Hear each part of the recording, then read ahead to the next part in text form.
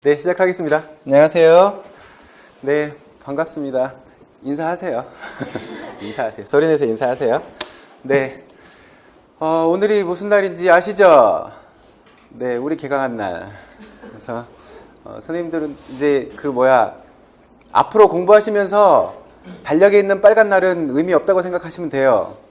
빨간 날인데 수업해요? 빨간 날은 공부 안 하실 거예요? 의미 없어요. 빨간 날이어도, 수요일에 빨간 날이 걸려도, 수목금에 빨간 날 걸려도 수업하십니다. 그러니까 선생님들 공부하시는 날은 비 오는 날, 눈 오는 날 아니고 내가 공부하는 날 혹은 공부 안 하고 제낀 날 이렇게밖에 없어요. 오늘 1차 발표했어요. 작년에 시험 보신 분들이 오늘 지금 막 결과를 오전에 접하시고, 어떤 분들은 지금 설렘을 안고 2차를 준비하고 계시고, 어떤 분들은 이제 좀 안 됐지만 다시 재도약을 하실 준비를 하고 계시고 그래요. 지금 형편이. 올해 커트라인이에요. 한번 보실래요? 제일 높은 데가 서울이죠? 73.33. 제일 낮은 데가 어디게요? 충남. 저기는 왜 낮은지 모르시죠? 충남 왜 낮냐면요, 2차 시험이 대부분 지도안 10, 실연 20, 실기 30, 면접 40. 이렇게 해서 2차 시험도 100점 만점이거든요. 이렇게 하는데 충남은 이렇게 안 했어요. 어딨어? 여기 10, 여기 10, 여기 10, 여기 70. 그래서 실기가 안 되는 분들은 여기 아예 지원을 못했어요. 그래서 점수가 낮아요. 여기 실기도 대박이에요. 수영만 보자면 IM 100m 해야 돼요. 배평접자 25m씩 100m 다 해야 돼요. 그래서 충남이 조금 실기 때문에 점수가 낮아졌고, 실기 안 되는 분은 저기 접근을 못 해요. 개인적으로 저기 실기 시험장 한번 가보고 싶어. 거의 올림픽 무대일 것 같아요. 다른 데 보시면 조금씩 차이가 나죠? 낮은 데는 60점대도 있고, 근데 대부분 70점대예요. 그래서 작년까지만 하더라도 60점대 후반 요 정도면 안정권일 거다 생각했는데, 이제 작년 문제 보면 그 이전의 시험보다 조금 쉬웠어요. 어디에서 쉬웠냐면 역학 생리학에서 쉬웠어. 그래서 좀 배점이 이렇게 많이 올라갔어요. 그래서 올해 또 논술형 문항 사라지잖아요. 그리고 기입형 서술형이 늘어나죠. 그러면 상대적으로 또 더 쉽게 다가올 수도 있어요. 물론 문항의 구성을 어떻게 했느냐에 따라서 달라질 수 있겠지만, 그래서 여튼 얘를 기준으로 보자면 선생님들은 올해 이 목표를 잡으셔야 돼요. 전공 60, 교육학 15 이렇게 잡으셔야 돼요. 이 정도 해야 안정권으로 가요. 선생님들 목표는 전공 60에 교육학 15 이 정도 잡으셔야 돼. 하다 보면 이제 한두 문제야 실수로 이렇게 그럴 수도 있고, 요거 교육학 15 얘 쉽게 봐서 넘기시면 안 돼요. 큰일 나요. 요거 때문에. 예전에 그런 케이스가 있었어요. 예전에 문제 어려울 때 커트라인이 60점대 초반, 60점 초반 요 정도의 커트라인이 형성될 때의 문제예요. 전공으로 커트라인이에요. 전공만 갖고 커트라인이에요. 얘가 8점이 안 돼서 떨어졌어요. 그런 분이 있어. 실제로 그런 상황이 생겨날 수도 있어요. 그리고 이렇게 목표를 잡고 공부를 하다가 선생님들 시험 보셨을 때 얘가 만약에 16점, 17점이 되었다. 그럼 얘가 가산점 되는 거예요. 그러니까 교육학을 조금 이렇게 물론 하시다 보면 되게 비중이 그 정도로 가요. 전공에 90, 교육학에 10 이 정도 비중을 갖고 공부를 해요. 그냥 이렇게 한 문제 나오는데, 그 20점짜리 한 문제 나오는데 그 안에서 묻는 몇 가지가 있다고는 하지만 한 문제 나오는데 보자 보면 얼마나 많아요. 그 많은 것을 보다가 한 문제 나오는데 설마 얘가 나오겠어? 설마 얘가 나오겠어? 이러다가 이제 이렇게 놓게 된다고요. 놓게 되면 시험 보는 당일날 저와 같은 증상이 일어나요. 1교시에 시험지 받기 전까지 손에서 땀이 나가지고 참을 수가 없어요. 닦아도 땀이 나고 닦아도 땀이 나고, 시험지 이렇게 페이지 확인하라고 이렇게 넘기라고 하잖아요. 이렇게 한 페이지 한 페이지 확인하고 넘겨놓고 탁 덮어놨는데 벌써 젖었어요, 얘가. 그 정도 긴장이 이렇게 올 수도 있어요. 많은 분들이 그래요. 그러니까 교육학도 절대 선생님들 등한시하고 가시면 안 돼요. 전공 점수, 그래요. 전공 점수 얘기 좀 합시다. 선생님들이 공부하시는 방법은, 전공 공부하시는 방법은 두 가지 방법이 있어요. 하나는 죽는 공부, 하나는 조금 편하게 가는 공부, 두 가지가 있어요. 죽는 공부는 뭐냐면요, 제가 늘 이야기하죠. 요만큼만 봐도 60점 나온다고요. 요만큼만 봐도 60점 나와요. 요것만 다 해도. 근데 어떻게 해요? 이 책 봐야 된대. 요 문제, 요번 해 문제 저기서 나왔대. 이 책 봐야 된대. 이렇게 해서 한없이 넓어져. 이러면 죽는 공부하는 거예요. 공부하다 죽어요, 진짜. 그래서 제가 늘 드리는 얘기예요. 요만큼만 하시라고. 근데 불안해요. 수험생의 마음이 얼마나 불안해. 그래서 수험생같이 팔랑귀가 없어요. 이 책 봐야 되는데 거기서 나오는데, 그래? 그 말 듣는 순간 봐야 돼. 안 보고는 불안해서 자신이 못 견뎌요. 그래서 이것도 찾아야 되고 저것도 찾아야 되고 자꾸만 넓혀가. 그래서 한없이 넓은 공부를 해. 그래서 정작 11월에 그분들이 그런다니까요. 이것도 벅찬데, 이것도 벅찬데 언제 그거 다 보고 있냐고. 요것만 집중해요. 이 말씀 저한테 11월에 그 얘기 하셨던 선생님이 있어요. 11월에 저한테 그랬어요. 선생님, 이것만 보기에도 벅찬데 어떻게 그걸 다 보겠냐고. 그래서 자기는 이것만 집중했대요. 좀 전에 저한테 톡이 날아왔어요. 뭐라고 왔냐면, 이분이 강원도로 보셨거든요. 자기 실기 자신 없다고 강원도로 보셨는데, 이제 공부하실 때 보면 알잖아요. 모의고사 점수나. 그래서 선생님, 서울로 보시면 충분히 가능할 것 같은데 실기 오히려 2차 변별이 서울이 더 없을 수도 있는데 해서 서울로 보셔도 되는데, 그래서 자기는 불안하다고. 강원도는 또 2배수잖아요. 강원도 보셨는데 좀 전에 톡이 왔어요. 전공이 교육학 15, 전공 62, 그래서 77점 나왔, 77.33, 60.33인가 보다. 이렇게 77.33이래요. 그럼 거의 뭐 저기도 보셨다 그러잖아요. 어디로 봤어도 관계없죠. 어디로 가도 안정권이잖아요. 이 얘기 하신 분이 한 얘기예요. 이것만 보기에도 벅차다. 이것만 갖고 보기에도. 그래서 선생님들 죽는 공부 하지 마요. 죽는 공부 시키는 게 제 입장에서는 좋아요. 왠지 알아요? 시험 문제가 여기서 나올 수도 있고 여기서도 나올 수 있고 한두 문제쯤은 밖에서 나올 수도 있잖아요. 그러면 저 입장이라면, 선생님 수험생 입장 말고 저 입장이라면 이렇게 해야 돼요. 그리고 나서 시험 문제가 나온 다음에 저는 그렇게 이야기하죠. 봐, 여기서 나왔잖아. 내가 이거 보랬잖아. 근데 선생님들 안 봤잖아. 이렇게 된다고. 제 입장에서는 그래야 돼. 그래서 한없이 넓혀주면 저는 좋아요. 어쨌거나 그 범위 안에서 시험 문제는 다 나왔으니까 보고 안 보고는 선생님들 책임이고, 이게 제 입장에서는 해야 할 일이에요. 근데 저는 그러고 싶지 않아요. 죽이는 공부하게 하고 싶지 않아요. 이것만 보세요. 충분해요. 이것만 보고도 이만큼 점수 나왔어요. 그러니까 선생님들이 이것을 다 소화하는 것도 벅찬 일이니까 자꾸 밖으로 가서 다른 거 이렇게 팔랑귀 이런 거 하지 마세요.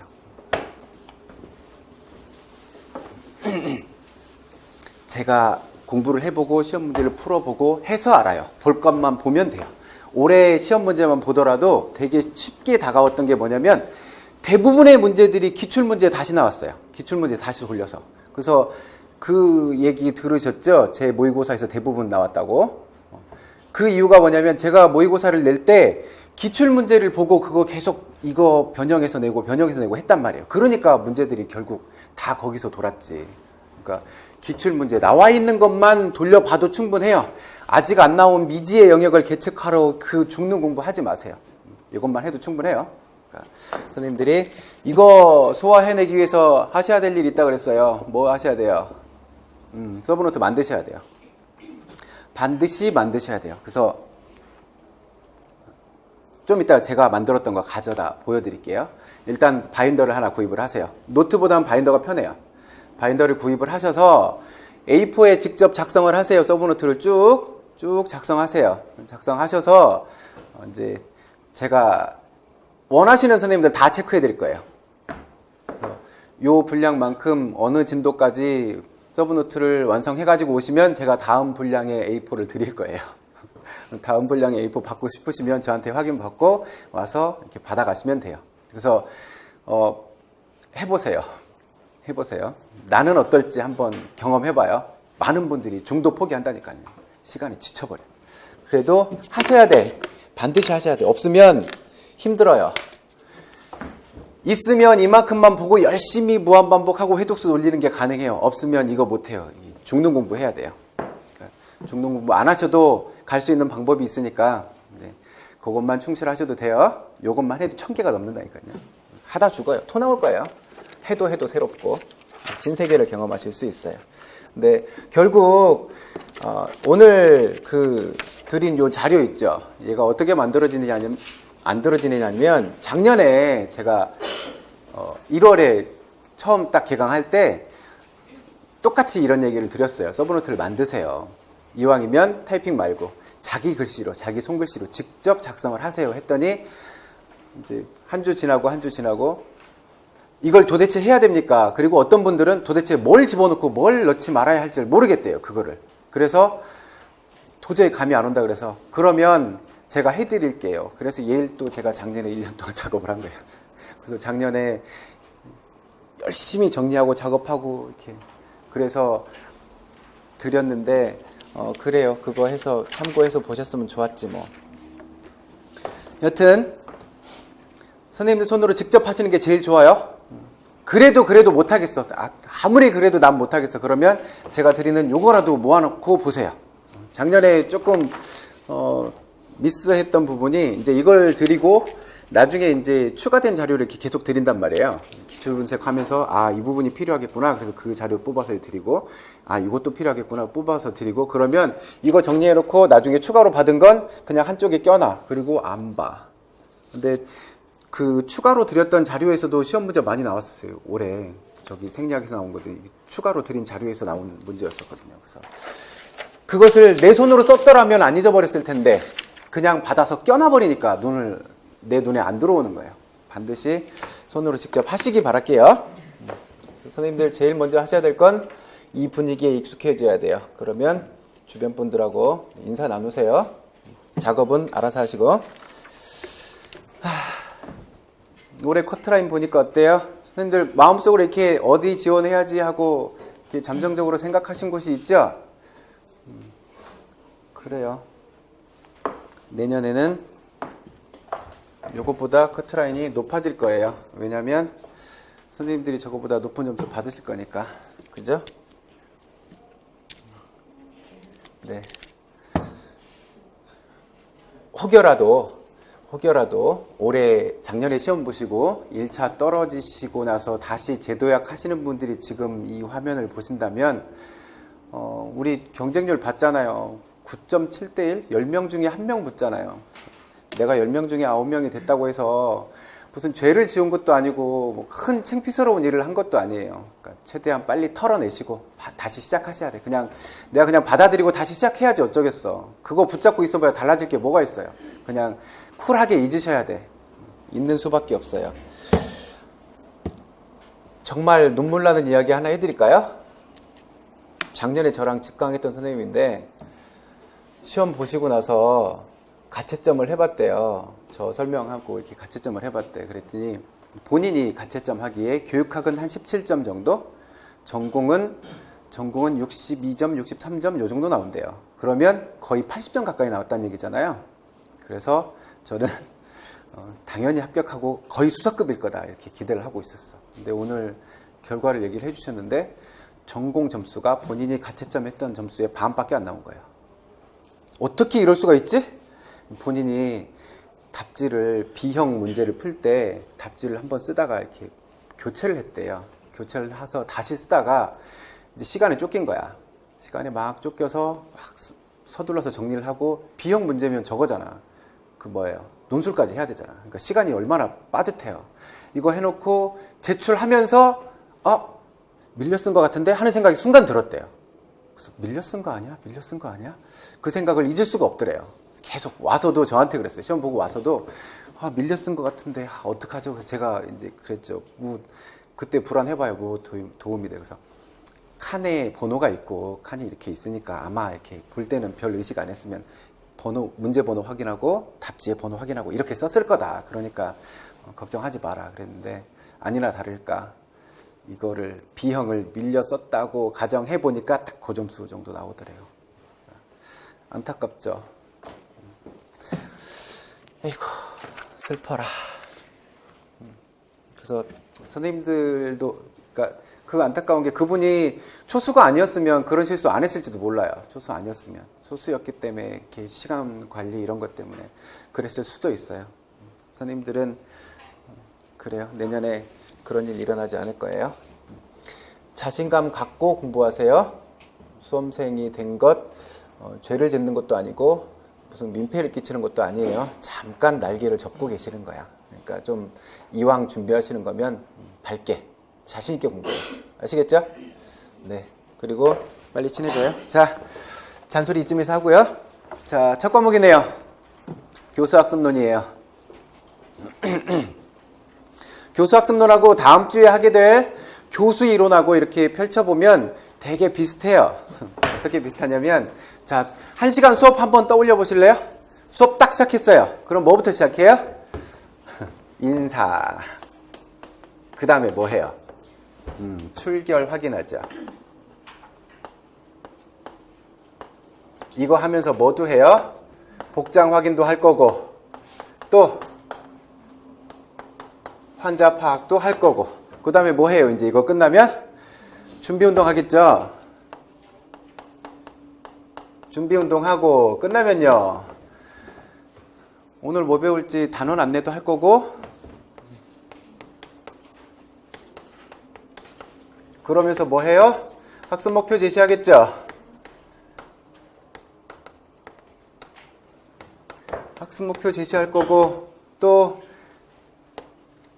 전시 과제 복습도 할 거고, 동기유발 하실 거고, 그 다음에 이제 여기 그 해당 종목에 대한 지도 하실 거잖아요. 그죠? 뭐 링크의 과제 발달 생각하자면 뭐 초기 과제 주고 과제를 쭉 발달시킬 수도 있고, 필요하면 모든 편성하고 스테이션별로 이렇게 할 수도 있고, 그 종목에 따른 거 하겠죠. 그 다음에 다 끝나면요, 정리할 때 뭐 해야 돼? 이제 형성평가 하시겠죠. 큰 틀로 봐요. 그냥 차시 예고 하겠죠. 그 다음에 입실지도 하실 거예요. 이렇게 하고 끝나시겠죠. 이게 1시간의 수업이에요. 그러면 선생님들 내년에 발령 받고, 발령 받잖아요. 그죠? 발령 2월 중순 요때쯤 발령 받죠? 그러면 학교에 인사하러 가요.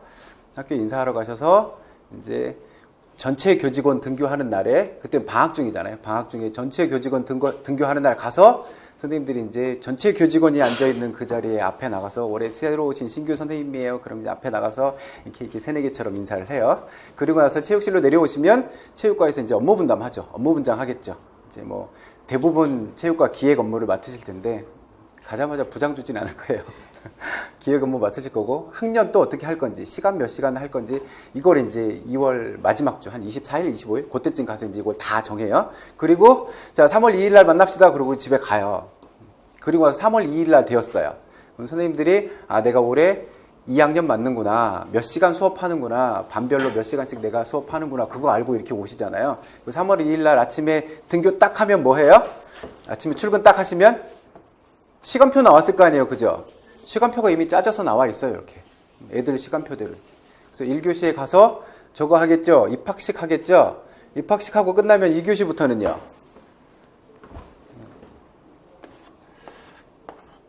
(1교시) (2교시) 여기에 체육, 걔네 반 시간표에 체육이라고 쓰여 있어. 선생님 시간이야. 선생님 들어가야 돼요. 이 시간에 들어가서 수업하셔야 돼. 바로 3월 2일 날 2교시에 체육이 있으면 그 반 가서 선생님 수업하셔야 돼요.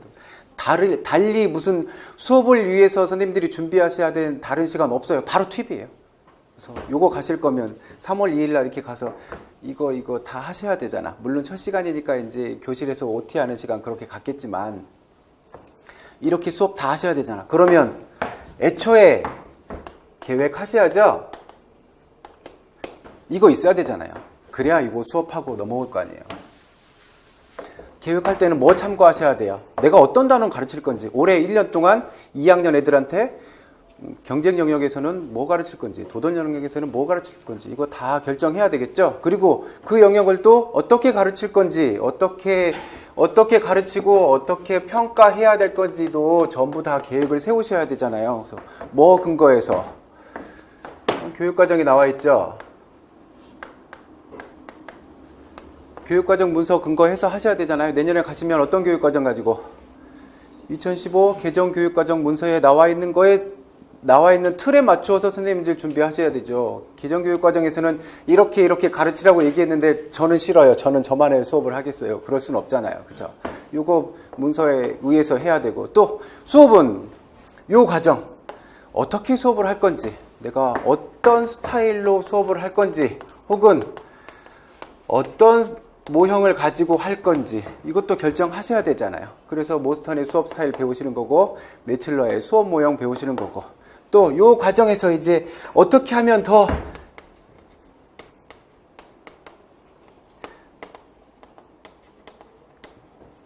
어떻게 하면 얘를 더 효과적이고 효율적인 방법으로 가르칠 것인지에 대한 고민도 하셔야 되잖아요. 그죠? 어떻게 이 연령층에 있는 아이들, 이 대상 아이들에게 어떻게 효과적인 수업을 할 건지, 또 효율적으로 시간 대비 애들의 연습량, 학습량 이것을 어떻게 또 확보해 줄 것인지 그거에 대한 거 고민하셔야 되잖아요. 주로 다루는 게 얘. 학습론과 교수이론에서 다루는 것들이 주로 얘들이에요. 그래서 우리 교재에 나와 있는 쭉 내용들 보면 물론 얘네들도 나와 있어요. 동기유발을 어떻게 할 건지, 뭐 학습 목표는 어떻게 제시할 건지 얘네들도 쭉 나와 있는데, 이제 동기유발이라든지 얘네들은 이제 저쪽 심리 쪽에 넘어가면 깊이 다룰 거고, 요 부분은 여기에서 깊이 다룰 거고, 교육과정 문서에서는 여기 문서에 준해서 나와 있는 얘들도 평가도 어떻게 해야 할 건지 얘네들 저기에서 배우는 거고. 그래서 교수 학습론하고 다음 주에 배울 교수이론은 이런 그 대강에 대한 전체 교과 교육학에 대한 뭐 개론이다, 그 정도로 생각하시면 돼요. 근데 그 안에 우리가 열심히 외워서 집어넣어야 할 것들이 많아요.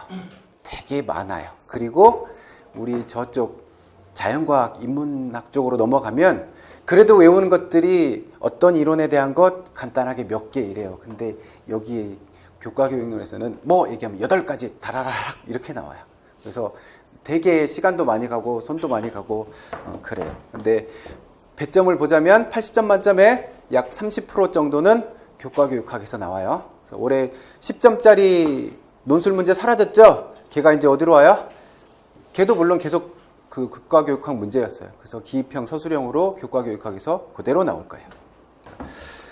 자, 제가 도와드릴 수 있는 건 이렇게 암기해야 되고 이해해야 되고 이런 애들 많다 그랬잖아요. 암기해야 되는 것들도 너무 많아요. 제가 도와드릴 수 있는 건 어떻게 하면 조금 더 쉽게, 어떻게 하면 조금 이렇게 오래 기억에 남을 수 있도록, 쉽게 외울 수 있도록 할 수 있는가, 그런 부분은 도와드려요. 근데 외우는 건 선생님들이 직접 하셔야 돼요. 그래서 가지수가 많으니까, 가지수 많은 애들 어떻게 외워요? 청킹 따죠? 앞머리 따서 이렇게 청킹 따서 이렇게 쭉 외우잖아요. 첫 번째 그 암기들 해결할 때 첫 번째 단계가 청킹들이 나한테 익숙해져야 돼요. 청킹이라는 거 뭐예요? 그냥 앞머리만 따놓은 의미 없는 글자들이잖아요. 그죠? 이 의미 없는 글자들이 얘네들한테 의미를 만들어줘야 돼. 그래서 작년 거 있잖아. 네퍼와 오엔. 그럼 상성학 특성교. 상성학 특성교가 무슨 뜻이야? 없잖아요. 상성학 특성교를 외워서 이게 네퍼와 오엔의 수업 상황에서 불평등 요소 이러면 상성학 특성교. 여기까지는 이게 1단계예요. 그거 얘기하면 상성학 특성교 이게 나와야 돼. 2단계는 뭐예요? 상이 뭔지 풀어내야 돼. 상이 뭔지 못 풀어내면 시험지를 찍고 싶은 생각이 들어요. 여기까지는 외웠거든. 실제로 우리 전공 선생님 있었어. 작년에 시험 보셨던 분이. 상상학 특성교를 외웠어. 너무 자주 해가지고 이거 상상학 특성교네? 이러고 있는 거야. 상이 뭐였더라? 이렇게 돼버리는 거야. 미쳐요. 차라리 몰랐으면 쿨하게 덮지. 그래서 그거 극복하는 단계는, 첫째는 걔네들한테 의미를 주는 것. 두 번째는 얘가 뭔지 무한반복 하셔야 돼요. 그래서 회독수가 필요하다니까요. 계속 돌려보셔야 돼. 그러려면 필요한 게 뭐? 서브노트. 반드시 만드셔야 돼.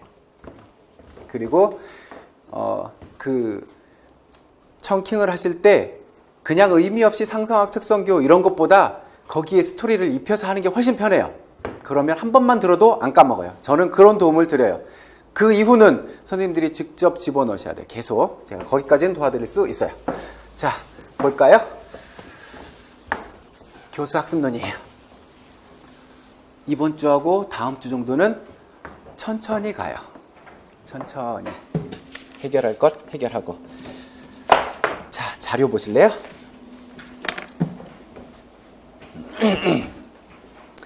자, 교수라는 것, 목표지향적인 행동이라는 거. 이거 뭐 됐고, 두 번째 거 봐요. 체계적인 교육과정 구성을 위한 일반적인 원리. 교육과정 구성해야 되겠죠? 이거 아까 이야기했던 교육과정들 얘네들 구성해야 되잖아요. 그죠? 그러면 이거 구성할 때 원칙이 있어요. 얘네가 나와 있는 게 얘예요. 빨리 봐봐요. 5개예요. 빨리 봐요. 됐어요? 5개 다 보셨어요? 자, 이제 여기 보세요. 자, 교육과정 구성하려면 누가 해요? 교육 전문가들 모여서 해야 될 거 아니에요. 그죠? 그들이 한 군데 모여서 해야 되잖아요. 이렇게 다 흩어져 있는 분들 한 군데 모아야 되잖아요. 어디에 모아요? 교육과정 그 운영위원회 만드는 구성하는 분들, 이분들 모아서 이렇게 머리 맞대고 해야 되잖아요. 어디에서 모일 건지 결정해야 되잖아요. 어디서 모일 거예요? 걔가 개최지예요. 어디에서 개최를 할 건지 그걸 시사하고 있어요. 자, 교육과정 구성원리 5개는 요거예요. 개최지 시사. 여기 봐요. 걔가 뭐였어요? 아까 보셨잖아요. 좀 전에 5개. 계속 발전성의 원리 최소 필요량의 원리 지역성의 원리 시대성의 원리 사회와 개인 융화의 원리. 얘를 굳이 외워야 돼요? 기출문제예요. 그래서 하셔야 돼. 버리고 가시면 안 돼. 기출로 나왔던 건 무조건 해결하고 가셔야 돼요. 왜? 올해 문제만 봐도 기출에 나오면 걔 돌려서 또 나오잖아. 이건 언제 나왔어요? 02년도 문제예요. 02년도 문제가 이런 식이에요. 개최지 시사 이건데 다 외웠어? 안 외웠어? 외웠으면 4점, 못 외웠으면 0점. 그래서 그때는 뭐 하나를 외우고 안 외운 게 되게 컸어요. 뭐 피드백 제공 원칙 5가지를 쓰세요. 5개 쓰면 5점, 못 쓰면 빵점. 이런 식이었어요. 그래서 요즘의 시험 문제하고 맞지 않아요. 요즘에 이렇게 안 나와요. 가지수 몇 개 쓰세요. 이렇게 안 나와요. 대신 어떻게 바뀌었어요? 올해 기출문제 보셨잖아요. 수업에서 일어날 수 있는 불평등 요소가 상성학 특성교 6개라고요. 옛날 문제면 6개 쓰라고 해요. 근데 지금 어떻게 나왔어요? 상호작용하고 언어 사용하고 2가지 측면에서만 쓰세요. 그 6가지를 다 외우고 있어? 그 6가지 중에 상호작용 하나, 언어 사용 하나, 이거 2가지만 써라. 이런 식이에요. 어떻게 변형시킬지 몰라. 그래서 일단 여러분들은 이거를 다 잡고 계셔야 돼. 요즘 문제라면 어떻게 나올까요? 이렇게. 옛날처럼 저렇게 4가지 쓰세요. 이렇게 안 나오겠죠? 예를 들어 어떤 식일까요? 교육과정 구성하면서 이들이 논의하고 있는 과정을 쭉 보여줘요. 이렇게. 이런 서로 대화를 하면서 저는 이런 것들을 고려해서 만들었으면 좋겠다라고 생각해요. 라는 교사가. 이 교사가 저는 이렇게 했으면 좋겠다고 생각해요. 그 지역에 있는 지리적인 특성 이런 것들을 고려해서 그 아이들이 어떤 것들을 배우고 그 지역에 어떤 시설들을 이용할 수 있고 이런 것들을 좀 고려했으면 좋겠어요. 자, 가라는 교수가 고려하고 있는 교육과정 구성의 일반 원칙 뭔지 쓰세요. 얘네 해야 되잖아. 얘 꺼내야 되잖아. 이런 식으로 얼마든지 바꿀 수가 있어요. 그러면 제일 먼저 선생님들이 하셔야 될 건 이거 해결해야 돼요. 교육과정 구성 일반 원칙 뭐예요? 개최지 시사. 이거 다 외워야 집에 가요. 오늘 천천히 가는 대신 다시 한번 얘기해요. 계속 발전성의 원리, 최소 필요량의 원리. 조금만 해야지. 교육과정 그거 한다고 해서 우리 그 2015 개정교육과정 문서 봤어요? 아직 안 봤죠? 총론은 전 과목에 대한, 그러니까 국어, 영어, 수학, 과학, 체육 전 과목이 어떻게 해야 되는지 틀을 정해놓은 게 총론이에요. 전 과목에 공통적으로 적용되는 거. 그다음에 강론이 있어요. 강론은 그 과만. 그러니까 우리는 강론을 주로 많이 봐야 되겠죠. 총론에서는 큰 문제 나와요. 뭐 어디에 몇 시간 배정할 거냐, 뭐 할 거냐, 이렇게 큰 문제 나오고, 이제 파고 들어가면 우리 거 강론을 봐요. 강론만 보더라도 페이지 수 제가 안 살펴봤는데 제 기억에 100 몇 페이지, 160 몇 페이지인가 됐던 것 같아요. 최소 필요한 것만 다, 물론 우리가 전인을 육성하자고 해서 이것도 하고 저것도 하고 다 집어넣으면 좋겠지. 그러면 얼마나 많아져요. 그 다음에 지역성의 원리, 시대성의 원리. 아까 이야기한 지역성의 원리는 그러한 이야기였고, 시대성의 원리는 지금 이 시기에 요구하는. 그래서 지난번에 14년도였죠. 14년도에 그 슬픈 사건 때문에 계속 뭐 강조해요? 안전. 이게 시대성의 원리 이야기하고 있는 거예요. 사회와 개인 융화의 원리. 얘는 해결하고 가요. 그 다음에 목표 유형. 학습 목표 유형 뭐 있어요? 심동, 인지, 정의. 너무 잘 알고 있어. 너무너무 잘 알아요, 선생님들이. 그래서 학습 목표 3가지 그러면 귀에 못이 박히죠. 너무 당연한 거고 1년 내내 그것만 반복해. 얼마나 편해. 근데 문제가 뭔지 알아요? 나중에 모의고사 볼 때 이렇게 1시간에 대한 수업 지도안 보여주고 이렇게 여기다가 학습 목표 뭐 이러고 쭉 넘어가. 그리고 자, 문제점 찾으세요. 심동, 인지, 정의 써줘야 되는데 정의적 영역을 빼놨어. 이걸 못 찾는다니까요. 이게 문제. 이게 선생님들이 시험에서 해결하셔야 될 문제야. 자, 시험 이건 당연한 거잖아. 학습 목표 영역 3가지 쓰세요. 이렇게 문제 안 나온다니까요. 영역 3가지 뭐예요? 시민정. 누구나 잘 알고 있어. 이거 모르고 시험 보러 가는 사람이 어디 있어? 근데 이렇게 줘놓고 찾으라 그러면 못 찾아. 심지어 교수학습 과정안 2차 시험 준비하시면서 교수학습 과정안 작성해 보세요. 가지고 왔는데 2개밖에 안 썼어. 정의적 영역을 안 썼어. 선생님 수업 목표, 학습 목표 영역이 뭐죠? 시민정역. 근데 여긴 2개뿐이에요. 이런다니까요. 그래서 공부를 하실 때 그냥 여기서 그냥 이건 시민정 끝 이렇게 넘어가시면 안 돼요. 거기서 실수를 하신다고요. 그래서 시험 보고 나서 뭐라 그래요? 시민정을 1년 내내 그렇게 열심히 공부했는데 시험지 붙잡고 왜 그때 못 찾았지? 이렇게 된다고요. 그래서 공부를 하신 분들이 그 경지에 다다라서 공부를 하신 분들이 오늘 이렇게 실패하신 이유는 대부분 그거예요. 공부를 안 해서가 아니야. 그 시간에 그걸 찾아 들어가지 못했기 때문이에요. 못 찾아 들어가는 이유가 뭘까요? 공부가 부족해서 개인의 불안 수준이 작용할 수도 있어요. 시간이 뒤에서 따라오고 있잖아. 이 시험지 90분 안에 내가 해결을 해야 되잖아. 그게 되게 크다고요. 그래서 그런 분들 많다니까요. 그런 긴장 수준 없이 집에 와서 마음 편해졌을 때 저녁 먹고 오늘 맥주 하나 까기 전에 시험 문제 한번 볼까? 봤는데 이거 1년 내내 공부했던 거야. 너무 당연하게 내가 잘 알고 있는 거야. 근데 답 써놓은 걸 봤더니 다른 거 써놓고 왔어. 내가 왜 이랬지? 이럴 수 있다니까요. 그래서 혹시 안 되신 분들 죄책감 느끼고 그럴 거 아니에요. 그런 실수를 줄이는 게 시험이에요. 결국 나중에 가면 그 시간 안에 제대로 찾아갔느냐가 더 큰 문제일 수도 있어요. 그 다음에 실현 가능한 목표 수립. 거기에 참고로 나와 있는 애가 비고츠키의 근접 발달 영역. 실제적 발달 수준은 다른 사람이 도움을 주지 않아도 지 혼자 얼마든지 해결할 수 있는 영역. 얘가 실제적 발달 수준. 그리고 다른 사람의 도움을 받으면 해결할 수 있어. 얘의 능력은 현재는 여기까지야. 현재는 여기까지만 해결할 수 있어.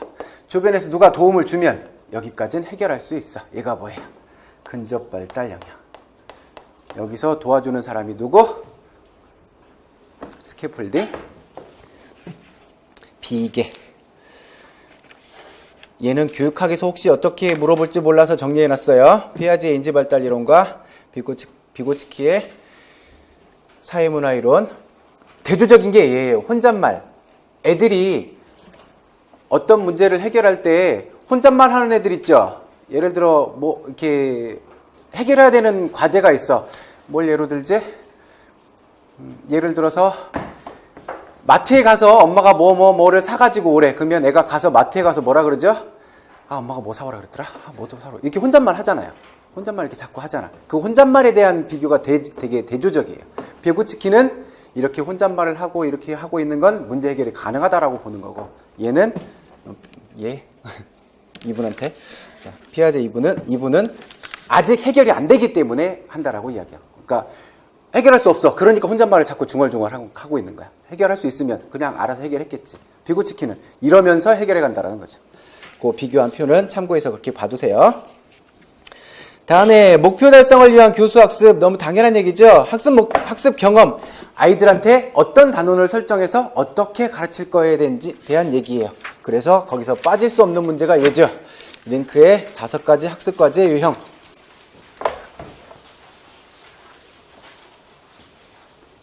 어디에는 이렇게 나와 있어요.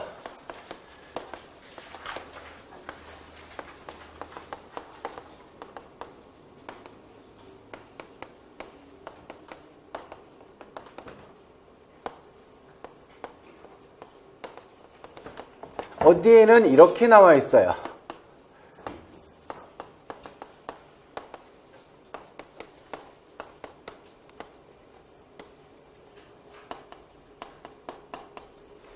요렇게 나와 있어요.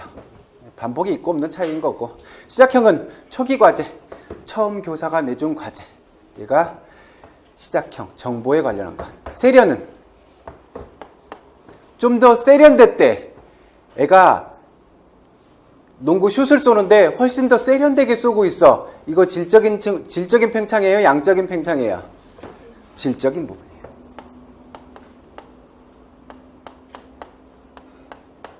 확장은요, 이렇게 구분하시는 게 편해요. 얘는 좀 더 어려워진 과제, 좀 더 많아진 과제. 적용은 실제 게임에서 활용할 수 있는지, 적용할 수 있는지. 적응. 반복은 얘는 반복하는 애고, 제일 많이 헷갈려 하시는 게 얘예요. 세련과 확장. 세련과 확장을 가장 많이 헷갈려 해요. 자, 농구 슛이라고 생각해 봐요. 자, 골대에서 3m 떨어진 지점에서 슛을 한번 연습해 보세요. 얘가 초기 과제야. 3m 떨어진 지점에서 해보세요. 자, 이제 3m 떨어진 지점에서 해봤으니까 5m 떨어진 지점에서도 해보고, 측면 3m 떨어진 지점에서도 해보고, 정면 자유투 라인에서도 한번 해보세요. 얘는 양적인 증가잖아. 얘는 확장형인 거고. 자, 슛을 쏠 때 무릎의 반동을 조금 이용하고 손목의 스냅을 좀 더 사용해보자. 얘가 좀 더 세련된 폼을 요구하고 있잖아요. 얘가 세련형 과제. 적용형은, 자, 슛 연습했으니까 실제 게임 상황처럼 앞에 수비수 한 명 세워두고 슛을 한번 연습해보자. 얘는 적용형. 혹은 적용형의 2가지 패턴이 있어요. 하나는 실제 게임에서 어떻게 활용할 수 있는지를 묻는 게 하나고, 또 하나는 내가 그동안 연습한 것을 스스로 체크해보는 수준이 있어요. 예를 들어서 배구라고 쳐요. 배구 언더핸드, 오버핸드라고 쳐. 그러면 적용형의 이 과제는 우리 편 세터에게 얼마나 정확하게 보낼 수 있는지, 서브가 날아온 상황에서 이렇게 주면 적용형의 문제가 될 수 있고, 또 하나의 형태는, 자, 몇 개나 할 수 있는지 한번 해봐. 너 혼자 언더 오버를 몇 개나 할 수 있는지 한번 해봐. 이렇게 자기가 그동안 학습한 것을 테스트하는 방식으로 물어보는 적용형이 있을 수 있어요. 그러니까 우선 제일 중요한 건 실제 게임에서 어떻게 적용시킬 수 있는지 얘인 거고, 또 하나는 자신의 학습 수준을 테스트해보는 형식으로. 반복은 반복시키는 거예요. 요거 잘 구분하셔야 돼요. 링크의 학습과제 유형은 작년에 시험 문제 안 나왔지만 언제든지 나올 수 있다고 생각하셔야 돼요. 시험 문제 낼 수 있는 방법이 무궁무진해요. 그래서 언제든지 나온다. 올해 반드시 나온다라고 생각하셔야 돼요. 이거 모르고 가시면 안 돼요. 기출문제 보실래요? 봐요. 몇 년도 문제게요? 교사들이 제시한 과제를 링크의 내용 발달 과정에 따라 바르게 표현한 것은, 이거 저거였어요. 객관식. 선생님들이 이거 찾아봐요. 자, 김 교사. 그동안 연습한 체스트 패스, 바운드 패스, 훅 패스를 경기에서 사용해보자. 얘 뭐 같아요? 적용형. 경기에서 사용해보자. 얘가 단서예요. 적용형이야. 이 교사, 각자 점프슛 연습을 5회 실시한 후 2인 1조가 되어 친구가 패스한 공을 받아서 점프슛을 해보자. 얘 뭐 같아요? 훨씬 어려워졌고 양적으로도 많아졌죠. 무슨 형이에요? 얘는 확장형. 밑에 거 봐요. 영철아, 지금 시도한 바운드 패스에서 손목과 손가락 스냅에 좀 더 신경을 써보자. 좀 더 세련된 폼으로 해보자 라는 얘기잖아요. 제가 무슨 형이에요? 세련형. 이런 문제가 나오면, 링크의 과제 발달 단계를 가지고 문제가 나오면 그냥 주는 문제구나 라고 생각하셔도 돼요. 명확한 단서만 가지고 구분하시면 돼요. 경기에서 사용하는 건지, 세련된 폼을 요구하고 있는 건지, 아니면 좀 더 과제를 확장시켰는지, 그것만 구분하시면 돼요. 쉽죠? 안 어려워요? 많은 분들이 혼자 꽈요, 문제를. 혼자 꽈. 시험지 붙잡고. 아이고, 내가 이 대단한 시험을 준비하고 얼마나 공부를 많이 했는데 겨우 이런 문제를 냈겠어? 아니야. 분명히 뭔가 있을 거야. 혼자 꽈. 혼자 꼬고 있어. 그래서 결국 어디로 가요? 이렇게 해서 아니야 이걸 거야. 그래, 나 이거 공부했었는데 그래, 이 정도 수준에서 물어봤을 거야. 그럼 나만 맞았겠지? 혼자 써. 혼자 틀려요. 시험 문제 보시면, 언제나 문제를 보시면 그 임용 점수가 결국엔 커트라인에서 소수점 갖고 붙고 떨어지고 이렇게 그러잖아요. 시험 문제가 아주 어려운 문제 이렇게 구성을 해놓는다고요. 얘도 이렇게 구성을 해요. 그래서 이 정도까지는 주는 문제야. 주는 문제. 이거 23문제 전부 다 죽이려고 이런 문제 안 나온다고요. 분명히 그냥 주는 점수들이 있어. 그리고 공부했는지 체크하는 이런 문제들, 변별하려고 내는 문제들, 얘들은 그냥 틀리라고 내는 문제들이 있어. 그러니까 모든 문제들이 이런 기껏 이런 문제 풀자고 내가 공부했어? 이렇게 쉬운 건 아닐 거야. 이렇게 가시면 안 된다고요. 조금 이런 문제들도 있으니까 모든 문제들이 다 어려워라고 생각하시면 안 돼요. 그래서 요 안에 있는 얘네들 기본적으로 먼저 챙기셔야 돼. 그래서 링크의 과제 발달이 딱 시험지 잡았는데 링크가 나왔다. 감사합니다 하고 푸시면 돼요. 이런 문제 많아요. 대부분은 이렇게 나와. 요 아래쪽에 있는 문제들만 다 해결하면 과락 면한다니까요. 쉬운 문제들이 있어. 그 다음에 과정을 통한 목표 성취, 표면적 교육과정, 잠재적 교육과정, 연교육과정. 대학 때 열심히 수업 들으셨죠? 그쵸? 표면적 교육과정은 드러내놓고 가르치는 거. 잠재적 교육과정은 내가 가르치고 싶지 않았어. 근데 애들이 은연중에 배워버렸어. 나는 표면적 교육과정에서는 학생들한테 욕하면 안 되는 거야, 바른말 사용해야 되는 거야 라고 얘기했는데 수업 시간에 자꾸 말 안 듣는 아이들 때문에 야 이놈 새끼야 이랬는데 어느 날 봤더니 애들이 제 말투를 따라하고 있어. 저 그런 경험이 있어요. 연교육과정은 일부러 빼버리거나 가르쳐야 되는 것 때문에 다른 걸 가르치지 못하는 것. 배제성과 선택성. 그 다음에 학습경험 선정기준. 학습경험. 아이들한테 어떤 단원의 내용을 어떻게 가르치게, 어떻게 경험해 보게 할 것인지 그것을 선생님들이 선정을 하실 때 누가 선정해? 선생님들이 하신다니까요. 내년에 가서 직접 선생님들이 선정하셔야 돼. 그래서 그 선정할 때 기준이에요. 얘도 받아요. 첫 번째, 학습자들의 운동 수행 능력이 향상돼야 돼요. 애들이 나의 수업을 받고 아이들의 운동 능력이 향상되어야 돼. 그냥 이미 그 수준에 있는 것만 되돌려 쓰기 하면 수업을 받으나 마나잖아요. 그죠?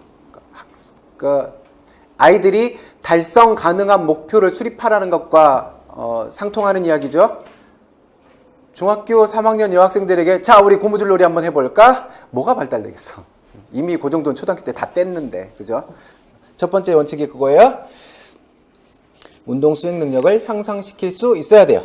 두 번째, 연습 시간이 최대한 고려돼야 돼요. 연습 시간이 아이들에게 최대한 많이 제공되어야 돼. 왜? 우리는 실외에서, 야외에서 수업을 하는 거기 때문에 체육관이나 여기 밖에서 수업을 하게 되잖아요. 아까 우리 수업 시간 봤죠? 출석 점검해야 되죠? 환자 파악해야 되죠? 복장 점검해야 되지? 과제 제시해야 되지, 동기유발도 해야 되지, 전시과제도 복습해야 되지, 그 다음에 애들도 말 안 들으면 줄 서라고 해야 되지, 혹시 수업 늦게 들어오면 걔 또 혼내야 되지, 뭐 체크 다 해야 되잖아요. 그러면 45분 수업인데, 시작해서 45분 수업인데, 이래서 빠지고 저래서 빠지고 시간 다 빠져나가면 아이들은 어떻게 돼요? 결국 움직일 수 있는 시간이 줄어들어 버리잖아. 게다가 이거 다 끝나고 이제 이 단원의 내용을 내가 아이들한테 이해시키고 가르쳐야 되는데, 이거에 대한 고민을 하셔야 된다는 거죠. 모형을 어떻게 선택할 건지, 스타일을 어떻게 선택할 건지, 어떻게 해야 더 효율적일 것인지, 내가 과제를 전달해주는 시간, 학생들이 이렇게 하면 되는구나 라고 받아들일 수 있는 시간을 최소화시켜야 된다는 거예요. 그 시간이 길어져 버리면 결국 애들이 움직일 수 있는 시간은 줄어들어 버렸잖아요. 그죠? 그래서 아이들의 연습 시간을 최대한 제공해줘야 된다라는 것 옆에 써주셔야 돼요. ALT 확보.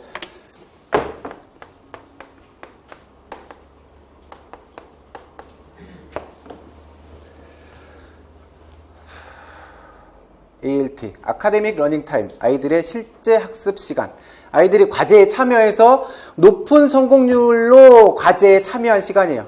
아이들이 그냥 단순히 과제에 참여만 한 시간이 아니라 높은 성공률을 보여야 돼. 과제에 참여는 했어. 계속 실패만 해. ALT에 포함되지 않아요. 이거보다 더 큰 시간이 뭐일까요? 과제 참여 시간.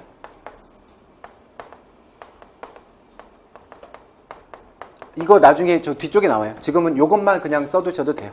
뒤쪽에서 깔때기 효과 얘기할 때 나올 거니까 그냥 요것만 체크해놔요. 과제 참여 시간은 뭐예요? 애들이 내가 제공해준 과제에 참여한 시간이에요. 근데 예를 들어서 높이뛰기를 시켰다고 쳐요. 중학교 학생들한테 높이뛰기를 시켰어. 야, 내가 임용 보는데 인마 150을 넣고 합격해서 온 사람이야. 니네 150 넘어. 150 설정해주고 자, 뛰어! 줄줄이 실패만 해. 이건 과제 참여 시간이에요. 하지만 ALT는 없어. 애들이 성공해야 돼. 높은 성공률. 일반적으로 70% 이상 얘기예요. 70% 이상의 성공률을 가지고 과제에 참여한 시간. 얘가 실제 학습 시간이에요.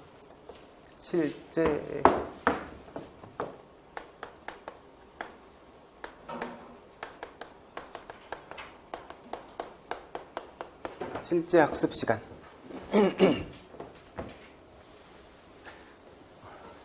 그러면 조금만 더 천천히 가도 되니까 높이뛰기라고 쳐요. 아이들에게 과제를 줘요. 실제 학습 시간 높게 확보하라고 했어. 그러니까 애들이 다 넘을 수 있는 높이를 설정해줘야 돼. 자, 70cm 가서 뛰어. 70cm 뭐 이렇게도 넘어갈 거 아니야, 그죠? 키 큰 애들한테, 운동 능력 좋은 아이들한테 이게 도전하고 싶은 과제일까요? 아니겠죠. 그죠? 그러면 상대적으로 운동 능력이 떨어지는 아이들, 이 아이들한테는 어쩌면 얘가 가장 도전하기 편한 높이일 수도 있어요. 운동 능력이 좋은 아이들에게는 더 높은 난이도를 제시해주면 될 거고.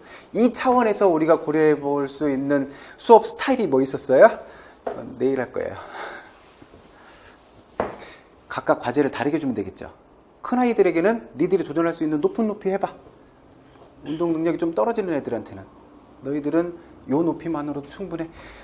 모두가 150을 넘어야 성공한 거 아니야. 너는 이 정도 수준, 너가 가진 수준에서 요 정도 넘으면 너도 성공하는 거야. 이 아이들도 성공하고 이 아이들도 성공하고. 그러면 실제 학습 시간 많이 확보할 수 있겠죠. 자, 우선은 여기까지만 봐둬요. 아까 거기 옆에 ALT 확보. 그 다음에 세 번째, 모든 학습자 수준에 적합해야 한다. 학습자 수준에 적합한 과제. 도전하고 싶은 과제. 세 번째, 심인정 모두 통합해야 돼요. 내년에 발령 받고 가셔서 혹여라도 다른 과 선생님들이 술자리에서 이런 얘기 할 수도 있어요. 술 실컷 먹다가 나 내일 1교시부터 수업이야 힘들어. 그러면 옆에서 그런 얘기 할 수 있어요. 야 인마 뭐 포미들에 그냥 공 하나 던져주면 되잖아. 체육사님들 그냥 던져주면 되지. 그러면 그렇게 얘기하세요. 꼭 반드시 국어선생님한테 따라드리면서 그러세요. 술을 따라드리면 자 드세요. 애들한테 읽으라고 하면 되잖아요. 수학선생님 따라 드세요. 자 풀라고 하면 되잖아요. 미술선생님한테 그리라 그러면 되잖아요. 음악선생님한테 부르라 그러면 되잖아요. 다 따라줘요. 시민정을 다 통합해서 전인교육을 추구하고 있는 유일한 교과예요. 유일한 교과. 다른 과목에서도 전인교육 얘기해. 근데 전인교육 지들 뭐 하고 있어? 애들 다 앉혀만 놓고 있잖아. 머리만 이만하게 만들고 있잖아. 그죠? 그래서 네 가지 목표 기억하고 계셔야 돼요. 첫 번째 거 뭐였어요? 첫 번째 거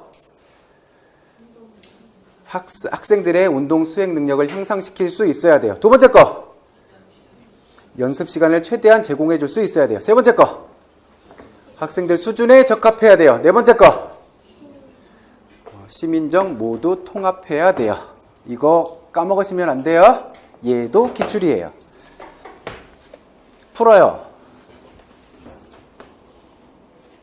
이거 잘 안 보이나요? 혹시 글씨가 작아서? 글씨가 작아서 안 보이시는 분들은 다음 시간부터 앞에 앉아요. 자, 체육 학습 지도를 위한 학생들의 학습 환경, 학습 경험과 학습 경험에 필요한 움직임 과제가 계획되어야 된다. 체육교사가 이러한 학습 경험의 계획을 세울 때 고려해야 될 기준을 4가지만 쓰세요. 이게 2004년도 문제예요. 그러니까 언제 또 나와도 이상하지 않아요. 반드시 기억하고 계세요. 기출문제예요. 기출문제는 여기에도 체크가 돼 있어야 돼요. 그거 보시면서 거기에다가 기출 이렇게 체크를 하세요. 그래야 다음에 이거 열어봤을 때 아 얘가 이래서 중요하구나를 체크하고 가셔야 되니까.